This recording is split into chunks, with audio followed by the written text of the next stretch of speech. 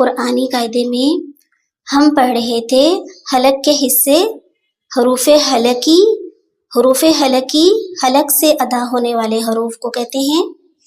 ہم نے پڑھا اقصی حلق جہاں سے حمزہ ہا ادا ہوتے ہیں۔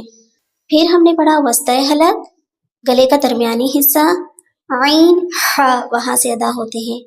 آج ہم دیکھ رہے ہیں ادنائے حلق، گلے کا پہلا حصہ جو منہ کی جانب ہے، وہاں سے کون سے دو حروف ادا ہوتے ہیں؟ غین خا، غین خا، دونوں پر حروف میں سے ہیں، غین خا، ٹھیک ہے۔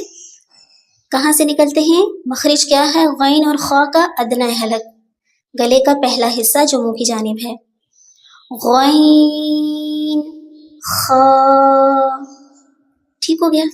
6 حروف ہمارے کمپلیٹ ہو گئے، حروف حلقی حمزہ ہا، عین ہا، غین خا، حمزہ ہا، دہرائیے میرے ساتھ، حمزہ ہا، عین ہا، غین خا، ٹھیک ہے۔